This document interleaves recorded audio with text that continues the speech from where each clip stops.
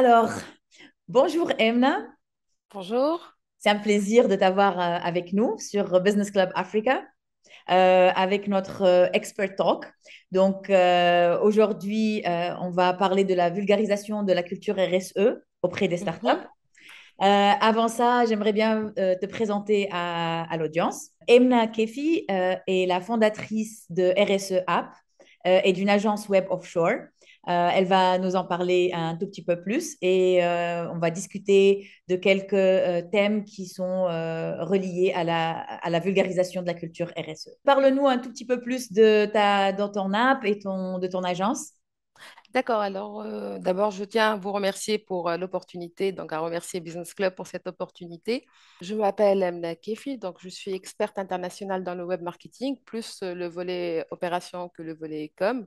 Je me spécialise dans le développement de portefeuille clientèle, l'accompagnement de la clientèle, donc sur tout ce qui est nouvelles technologies, ainsi que la mise en place et le management de services de clientèle, que ce soit support, que ce soit commercial, traffic manager, etc. La RSE App, elle a été lancée officieusement en 2016 dans l'agence web dont tu parlais et créée donc officiellement en 2020 en tant que start-up innovatrice. Alors, la RSE, c'est la responsabilité sociétale des entreprises. Dans les esprits en général, et pareil pour moi avant, elle est souvent confondue avec le mécénat, avec donner de l'argent, avec la taille de l'entreprise aussi, son activité. On entend souvent la RSE, c'est pas pour moi. Je suis pas polluant, je suis trop petit, je suis dans le service, ça ne me concerne pas, etc. Euh, pour bien la définir, moi je dirais que c'est l'implication dans la prise de décision. Donc l'entreprise, elle va impliquer dans sa prise de décision tout ce qui est enjeu environnemental, social, éthique, etc. Donc c'est dans un premier temps une prise de conscience par l'entreprise de ses préoccupations et dans un deuxième temps l'implication de tout ça dans sa démarche et en fait, dans toutes les prises de décision qu'elle va prendre. Mhm. La RSE, c'est une action volontariste. Moi, j'aime bien le dire, en fait. C'est vraiment une action volontariste en prime abord. Ça fait que la RSE n'a pas de limite, en fait. On peut toujours faire mieux, on peut toujours faire plus. On peut toujours faire plus pour sauvegarder l'environnement, pour le bien-être de son personnel, pour le développement de la communauté locale à laquelle on appartient, en termes d'éthique, etc. Donc, moi, c'est ce que j'adore dans la RSE, c'est qu'on n'a pas de limite, en fait. On ne peut pas se dire, bon, c'est bon, là, je l'ai eu, le label, ou là, je m'arrête, c'est bon, en fait. C'est vraiment un truc qui ne s'arrête pas, en fait. Et quand on est dedans, euh, on est pris, en fait. On est pris par le jeu. Avant, on disait que la RSE, c'était un must to have, en fait. Euh, Ça faisait genre, on fait de la RSE. Aujourd'hui, avec tout ce qui se passe, c'est devenu un must to do, en fait. On n'a plus le choix, en fait. On est obligé de le faire. Et ce que disent les consultants et ce que disent les experts de la RSE, ils disent, bah, en fait, puisque c'est un must to do, pourquoi ne pas en faire un must to be, en fait? Pourquoi ne Mhm. pas le faire tout en étant convaincu? Sachant que la RSE, c'est pas donner de l'argent, c'est plutôt gagner de l'argent, parce que toutes les actions qu'on va mettre en place, c'est des actions réfléchies, c'est des actions de bien-être, de bienveillance, de bonne gestion aussi. Et à Mhm. moyen et long terme, c'est très rentable pour l'entreprise. On va le voir tout à l'heure, mais c'est vraiment rentable pour l'entreprise. Voilà. Du coup, comment est-ce que tu as eu l'idée de créer cette compagnie autour de la RSE? Alors, c'est venu par hasard. En Mhm. fait, tout ce qui arrive dans ma vie, il arrive par hasard. Ah, d'accord. J'étais prédestinée au web marketing. Après, c'était la RSE. Alors, comme tu le disais, Sana, on a une agence web offshore, donc spécialisée dans tout ce qui est projet web, tout ce qui est application, etc. Et on a une vocation ou un don de transformer toutes les idées que tu me racontes. Tu me racontes une histoire et moi, je t'en fais un projet web. On a eu un client, je n'ai pas le droit de citer les noms, mais on a eu un gros baron de l'agroalimentaire qui avait une problématique. En fait, il est venu nous voir en disant, mon personnel ouvrier, il n'a aucune idée de ce que je fais en matière de RSE. Et moi, je ne connais pas du tout les préoccupations de mes salariés. Je ne sais pas ce qu'ils veulent, ce qu'ils aiment, etc. Tout ce qu'on fait, il est critiqué. Et faites-nous une application qui nous permet d'interagir avec ces personnes. Donc, on a imaginé c'est la première version de la plateforme qui est lancée en 2016. Donc, on a imaginé une plateforme qui permet de recenser toutes les préoccupations sociales et environnementales des salariés, de lister toutes les actions que font ces personnes et de leur parler un petit peu de la démarche de la boîte et de les impliquer dans des chantiers solidaires, dans des prises de décision, etc. Mhm. Et on a vraiment été bluffé parce qu'au bout de 2 semaines ou 3 semaines, on avait à peu près 70% des ouvriers qui se sont inscrits à la plateforme, qui ont pris le temps de remplir tous les formulaires, de poster, etc. À l'issue de ça, donc, notre client il a décidé de mettre en place ce qu'il appelle la semaine RSE. Donc, par an, il fait une semaine RSE où il fait de l'initiation à la RSE, où il discute avec ses salariés, il prend en compte leurs préoccupations, il choisit l'association qu'ils vont soutenir, etc., etc.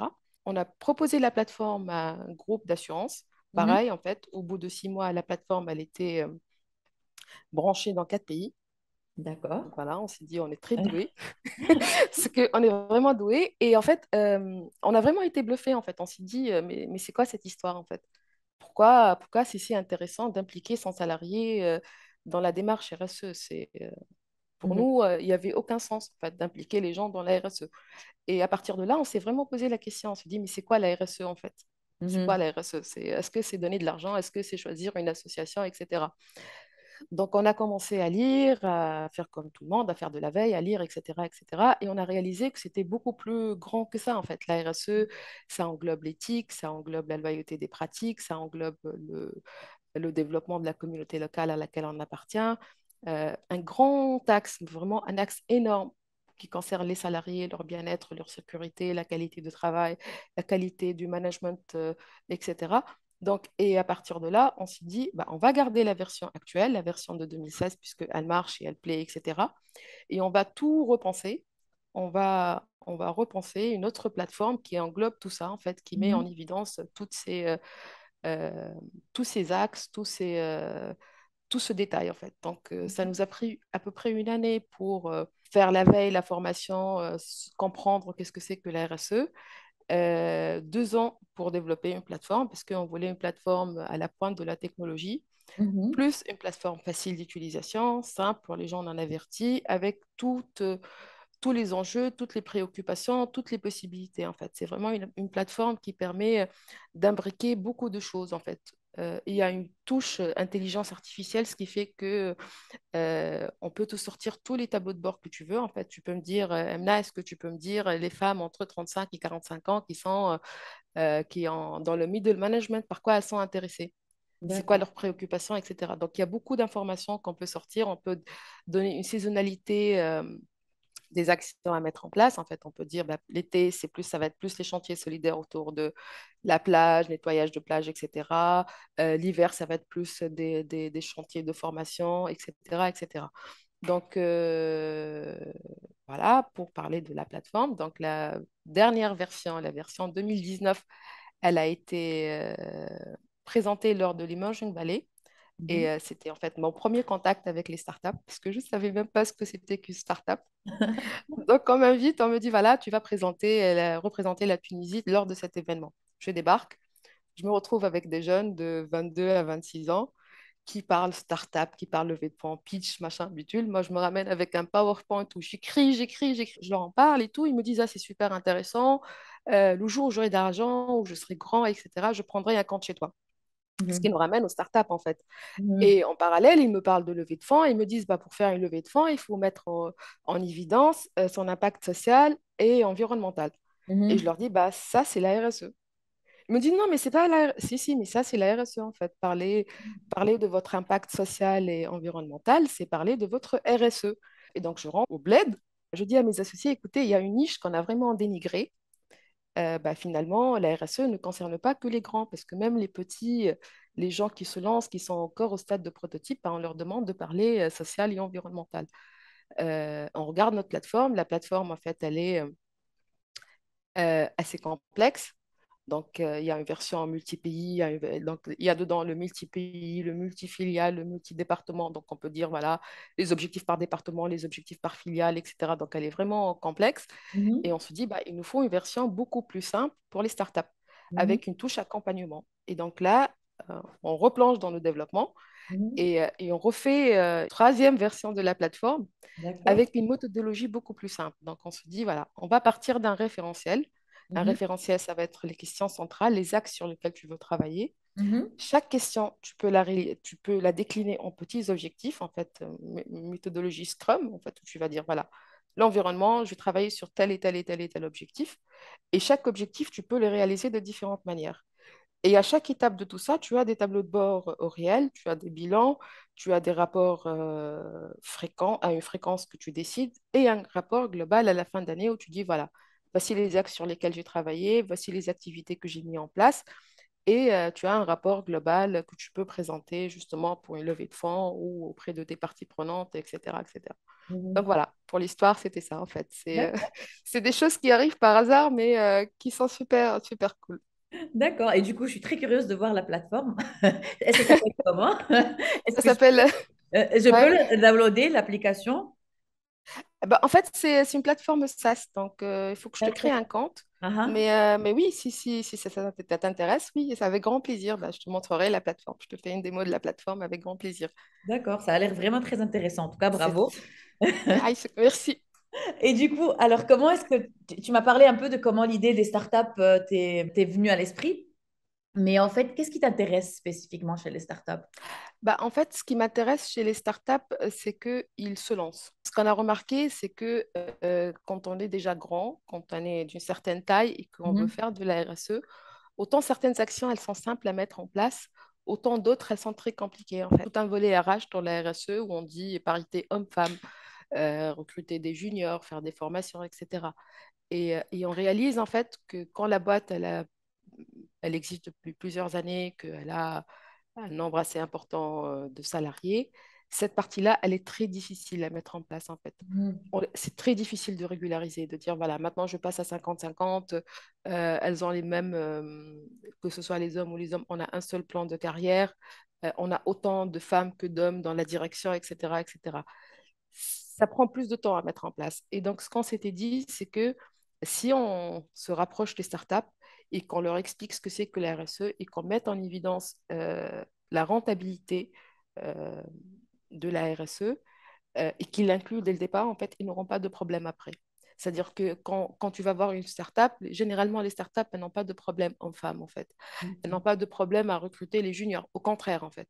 Ils vont Mhm. recruter des juniors parce que ça leur coûte beaucoup moins cher. Ça, c'est une action RSE. En fait, c'est D'accord. ce qu'on leur dit. Quand tu optes pour le télétravail parce que ça te coûte moins cher que de louer des bureaux, c'est une action RSE parce que c'est une action pour l'environnement. Quand tu optes pour la digitalisation de ta facturation, parce que c'est moins chiant et ça te coûte beaucoup moins cher d'envoyer les factures, etc., etc., c'est une action RSE.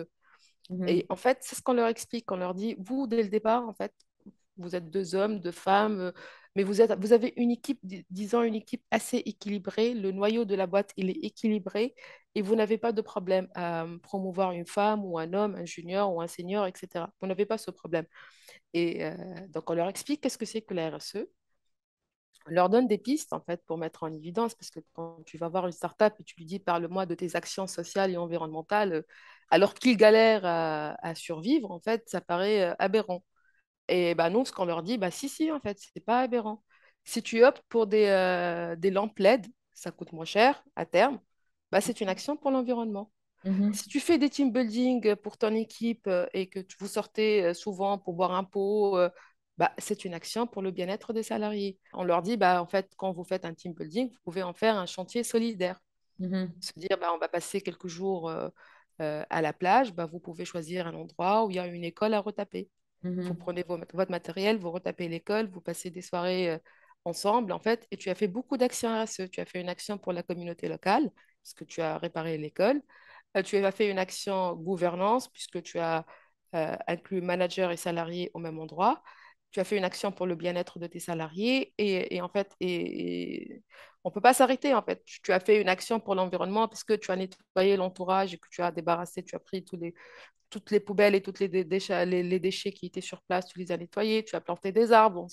Donc, en fait, c'est ce qu'on leur dit. On leur dit que chaque action que vous faites, par exemple, pour gagner de l'argent ou parce que vous n'avez pas d'argent, eh ben, nous, on vous explique comment mettre ça en évidence. En fait, moi, je dis souvent, surtout à mon père et ma mère qui ne savent pas ce que c'est que la RSE, qui n'arrêtent pas de me dire, explique-nous ce que c'est que la RSE. Ben, je leur dis, c'est la bienveillance. C'est Mhm. quand ma mère, elle envoie, elle fait un plat super bon et qu'elle envoie une assiette à sa voisine. Mhm. Ça, c'est la communauté locale, en fait. Ça, c'est le développement de la relation avec la communauté locale.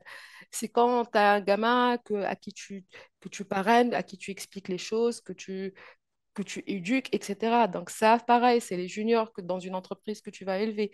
C'est quand tu dis zéro corruption. Zéro corruption, je ne donne pas de pot de vin. Un, je ne donne pas de pot de vin parce que je n'ai pas l'argent.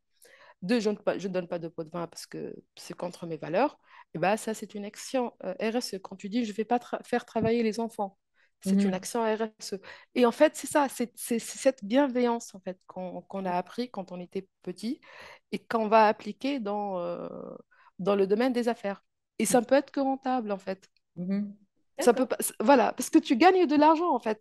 Oui. Même en termes voilà, de chiffres, c'est un gain d'argent plus tu as une très bonne réputation sur le marché, parce que ce qu'on a vu quand on a fait la veille, c'est que tu as à peu près 55% des consommateurs qui vont te dire bah, arrêtez de nous faire des pubs chiantes où vous dites mon produit, machin bidule. Parlez-nous de vos actions Mhm. engagées. D'ailleurs, tu le remarques quand tu regardes des pubs à la télé aujourd'hui, on parle de 100% français, 100% production locale, on n'a pas fait appel aux enfants, packaging biodégradable, etc., etc. Donc, même les consommateurs, ils demandent ça aujourd'hui, en fait. Ils Mhm. te disent ben, on veut voir l'engagement de la société. Mhm. Donc, ça te fait gagner de l'argent. Quand tu es engagé, ça te fait gagner de l'argent. C'est plein de petites astuces pour les startups que tu peux mettre en place et ça entre dans l'ADN de la boîte.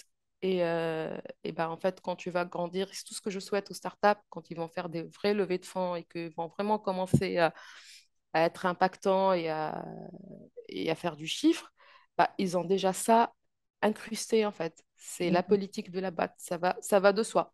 Ça va de soi qu'on va recruter indépendamment du genre de la personne. Ça va de soi qu'on va prendre des juniors et qu'on va les former. Ça va de soi qu'on va faire appel à des seniors. Et en senior, je ne parle pas d'expérience, mais je parle d'âge en fait.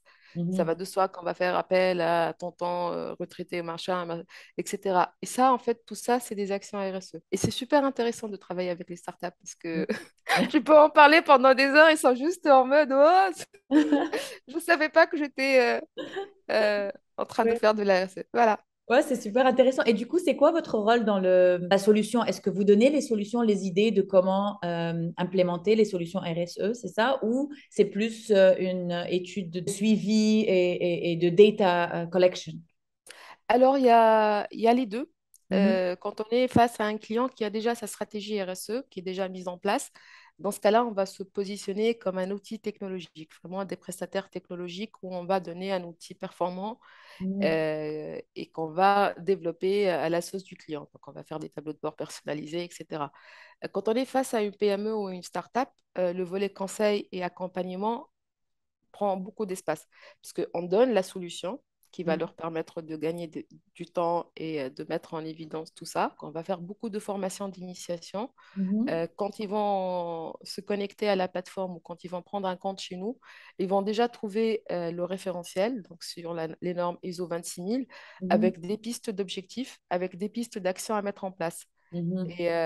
Et donc, en fait, et nous, ce qu'on fait, c'est que grâce à nos grands comptes, euh, on va piocher des idées, en fait. On va leur dire, écoutez, dans votre secteur d'activité, il y a des gens qui ont fait ceci ou cela. Dans Mhm. tel pays, ils ont fait ceci. Dans tel pays, ils ont fait cela. Et on a une grosse base de données et à partir de là, on va les aider, en fait. Sachant que l'objectif, dans un premier temps, pour les startups, c'est que vraiment, ça ne leur coûte pas des sous de faire de la RSE, que ce soit Mhm. vraiment rentable pour eux. Mhm. Donc, nous, on va leur dire, voilà les 7 questions centrales sur lesquelles il faut travailler, voilà des pistes d'objectifs, voilà des pistes d'activité. Et on va leur dire, bah, vous n'êtes pas obligé de tout faire en même temps. En fait, la RSE, ça ne se fait pas en une saison. En fait, tu peux Mhm. dire, bah, cette année, je vais travailler sur le volet environnement. Cette année, je vais travailler sur le volet communauté locale, etc. Et tu vas choisir. En fait, il y a Mhm. des choses sur lesquelles tu travailles déjà. Tu vas juste les lister. Et il y a d'autres sur lesquelles tu veux travailler. Et là, en fait, tu vas avoir tes objectifs et tes relances, etc. C'est vraiment un gain de temps d'utiliser la plateforme, en fait, parce que tu as les notifications, tout est consolidé au même endroit, tu as les rapports à présenter selon des normes bien précises, etc. Mhm. D'accord. Voilà. Très intéressant. Merci beaucoup, Emna. Je Vraiment, t'en prie. j'ai appris beaucoup de choses aujourd'hui. Est-ce Ah, est-ce que dis-moi. tu veux, est-ce que tu veux finir avec un message bien particulier? Allez-y, commandez, commandez, commandez. Non, mais plus sérieusement, en fait, j'adresse un message s'il y a des incubateurs ou s'il y a des accélérateurs, etc., bah, pour leur dire que on a une offre spéciale pour les incubateurs qui va englober toutes les startups. En fait, ils ne vont pas devoir prendre un compte par startup. En fait, on fait des offres pour les incubateurs. On fait beaucoup d'accompagnement aussi auprès des incubateurs à titre gratuit et des accélérateurs. C'est notre Mhm. action RSE à nous, où en fait, on va former leur startup, on va leur expliquer qu'est-ce que la RSE, etc., qu'ils Mhm. utilisent ou pas notre plateforme, en fait, en se disant, bah, on les met déjà sur la bonne voie et après, voilà, en fait, sachant qu'il y a très peu d'applications dans le monde, donc le marché il est toujours vierge, donc on n'a pas de souci par rapport à ça. Pour conclure, je dirais, en fait, je rappellerai ce que j'avais dit au départ, en fait, la RSE, elle passe d'un must to have à un must to do, et moi, mon message, ça serait faites-en un must to be, en fait. Mhm. Faites-en un must to be au quotidien, dans votre vie personnelle, dans votre vie au travail, auprès de vos enfants, etc. C'est vraiment quelque chose de super, super intéressant. Merci beaucoup, Emna. Je t'en C'était un prie. plaisir. Et Aïssek, pareillement. Et ben, voilà, à bientôt. Ben, À j'espère très bientôt. refaire une autre séance comme ça. Ça Et je marche. te souhaite tout le succès que cette application mérite. Merci beaucoup. À très bientôt.